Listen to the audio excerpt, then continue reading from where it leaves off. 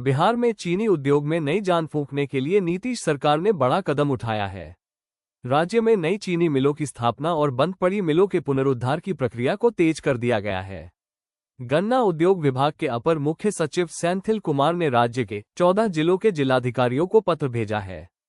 पत्र में निर्देश दिया गया है कि 1 सप्ताह के भीतर उपयुक्त भूमि का चयन कर विस्तृत रिपोर्ट सरकार को भेजी जाए।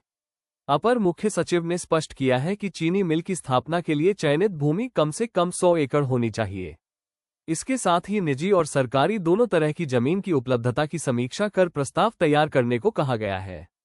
मुख्य सचिव ने 14 जिलों के जिलाधिकारी को पत्र भेजकर भूमि चिन्हित करने के निर्देश दिए हैं। इसमें पटना, नवादा, वैशाली, सारण, सीवान, गोपालगंज, बेतिया, मोतिहारी, मुजफ्फरपुर, समस्तीपुर, गया, शिवहर, रोहतास और पूर्णिया शामिल है। पत्र में यह भी साफ किया गया है कि प्रस्तावित चीनी मिल के आसपास 30 से 40 हजार एकड़ क्षेत्र में गन्ना की खेती उपलब्ध होनी चाहिए। इसके लिए चयनित स्थल के पास गन्ना उत्पादन और सिंचाई सुविधाओं की स्थिति की भी समीक्षा करने को कहा गया है। नई चीनी मिलों के लिए स्थल चयन के दौरान पुराने और बंद पड़े चीनी मिल परिसरों को भी विकल्प के तौर पर देखा जा सकता है।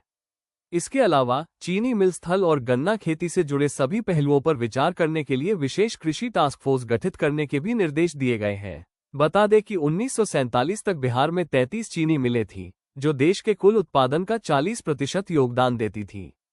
प्रमुख मिलें 1914 से 1930 के बीच स्थापित हुई, जिनमें Lohat sugar mill, Raiyam sugar mill, Lauriya sugar mill, Siwan sugar factory, Samastipur sugar mill, Harinagar sugar mill, Hasanpur sugar mill, Riga sugar mill, Motipur sugar mill और सक्ती शुगर मिल शामिल है। 1950-60 तक बिहार चीनी उत्पादन में नंबर 1 पर था। मिलें न सिर्फ चीनी बल्कि शराब, बिजली और बायो कंपोस्ट भी उत्पादित करती थीं। 1967 तक ज्यादातर मिलें प्राइवेट कंपनियों के हाथों में आ गईं। 1972 में केंद्र सरकार ने चीनी निगरानी समिति गठित की, जिसकी रिपोर्ट पर बिहार सरकार ने 1977-1985 के बीच 15 से ज्यादा मिलों का अधिग्रहण किया। 1974 में बिहार स्टेट शुगर कॉर्पोरेशन की स्थापना हुई, लेकिन पुरानी मशीनरी, कम प्रोडक्शन और चीनी की गिरती कीमतों से नुकसान बढ़ा। 1980 के दशक में 28 कार्यरत मिलें थीं, लेकिन 1990 तक ज्यादातर बंद हो गईं।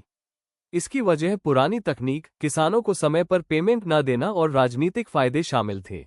राज्य में सकरी, रैयाम, वारिसलीगंज और मोतीपुर जैसी मिलें बंद हो गईं। नतीजतन 4 लाख किसानों ने गन्ना छोड़ दिया और 7,000 से ज्यादा मजदूर बेरोजगार हो गए, जिससे प्रवासन बढ़ गया। बिहार में कभी 33 चीनी मिलें थीं, जो अब 9 से 11 तक बची हैं।